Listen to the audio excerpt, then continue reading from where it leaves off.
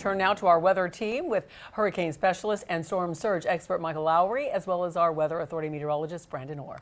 Yeah, so what's the latest with Idalia's path? Yeah, because we just got the new advisory in. Since we're getting advisories every hour now that the storm has made landfall, this is the new one for noon. The winds have come down from 11 a.m., which it was a Category 1 90-mile-per-hour hurricane, now down to a Category 1 85-mile-per-hour hurricane. The center of it has crossed already into southern Georgia. This storm is on the move. We heard from Christian.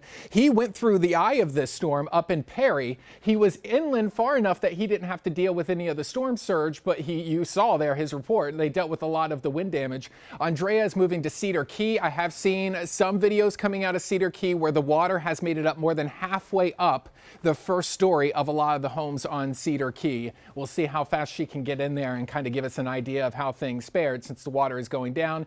But even 150 miles south down the coastline, just north of Tampa where Andrew was, you saw the flooding and some of the storm surge water going in some of the homes there. So we're doing a little bit better now that the storm is weaker. The southern Georgia getting in on most of the strong wind gusts. We're seeing a lot of wind gusts over 40 miles per hour. Occasionally, if you're in that red area where they're getting the heaviest of the rain, maybe briefly a gust up to hurricane force, but we are looking a lot better than what we were earlier. Still getting some wind gusts. Check out Sarasota gusting to 52 miles per hour. So even far south down the coastline, we're seeing a lot of impacts. We were showing this video earlier this morning. This was on 275, the bridge that takes you between Tampa and St. Pete. Peak storm surge, there's a tide gauge not too far away from where this camera was, 4.2 feet. Now take a look at a live image of the same bridge on Tampa Bay where the surge has dropped about a foot. So we're improving in places like Tampa where that water is no longer covering some of the roadways there. So we're faring a little bit better across the state of Florida, but it's going to be a while until we get this storm out of here. We're even getting some effects. Tropical downpours moving through Weston, heads up in Sunrise, Coral Springs, North Lauderdale, all of that headed your way. Could produce some strong wind gusts, but even outside of any rain bands, seeing those winds gusting to about 40 miles per hour, which is why we have this wind advisory in effect through 7 o'clock. Let's bring in our hurricane specialist and storm surge expert, Michael Lowry. Michael, we've been watching this storm system move through Florida all morning long. It's so surprising to me how fast this is moving. Well, just earlier this morning, it was just off the coast as a Cat 4, already down to a Cat 1. It is, Brandon. It's booking it. It's the latest advisory as of noon. It is moving at 20 miles per hour, which is very fast for a hurricane. Take a look at where this came ashore during the early morning hours, shortly before or around daybreak here, before 8 o'clock this morning. 125 mile per hour Category 3 hurricane. This did top out at Category 4 strength just about an hour before landfall. Category 4 winds started 140 miles per hour, bringing some really just historic weather with it. You can see some of the high tides that we have, high storm tides that we've seen so far from this.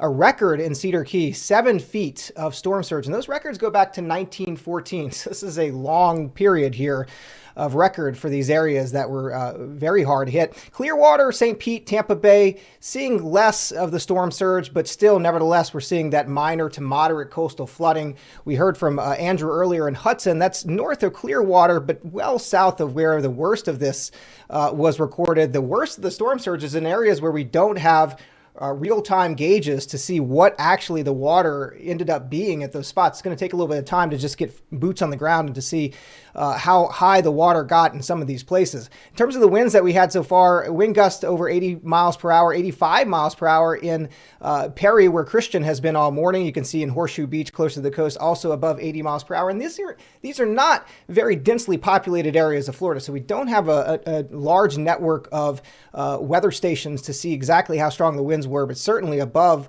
100 miles per hour gusts in some places. You can see, though, this storm is already moving into southern Georgia. And these are, again, counties that don't typically see hurricane force wind gusts and are seeing them in some places now. So we're going to see a tremendous amount of damage in some of these places that just aren't built to withstand this kind of wind. I mean, this is the sort of wind that you could see in some low-end tornadoes. Here's the rainfall forecast as we get into Thursday. Up to a foot of rainfall through the Carolinas into parts of the Outer Banks as well. We could see some flash flooding associated with this over the next few days. And then lastly, I just want to talk about where this is going to be headed thereafter. Some of the models want to kind of curl this back as a much weaker version of itself going into next week, but the majority of models are keeping this out to sea. Not a concern for now of this one headed back to Florida, thankfully. But still, this storm isn't over. Christy and Janice, we have a lot left ahead for this. Yeah, and it is good to see that hopefully it goes back out to sea, because that little hook back south is definitely something we don't want to see. But still, you know, a lot of these times, these storms, like one thing I wanted to ask you, we've been hearing this term a lot, this rapid intensification, where we knew that Idalia was going to be a major hurricane, but it sort of became a major hurricane quickly. It really felt like it happened overnight, even though it was expected. But is this sort of the trend we are seeing now with these rapid intensifications? I remember this happened with Hurricane Ian. It happened with Hurricane Dorian as well.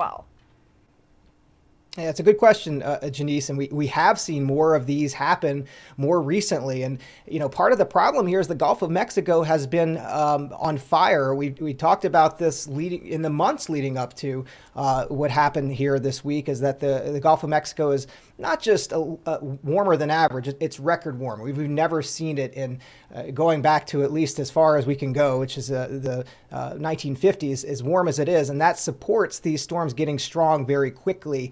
This one, yesterday morning, this one was a 80-mile-per-hour Category 1 hurricane, and then basically a Category 4 hurricane when it came in this morning. So it just shows you how quickly hurricanes can strengthen. You know, sometimes we think of these things happening over a period of days, but in some cases it can happen in a matter of hours. All right, Michael, thank you for explaining that to us. And we will continue to track Idalia with hurricane specialist and storm surge expert Michael Lowry right there, and Chief Certified Meteorologist Betty Davis will be in for our newscast this afternoon. Right now, we're going to take a quick break. We'll be back in a moment.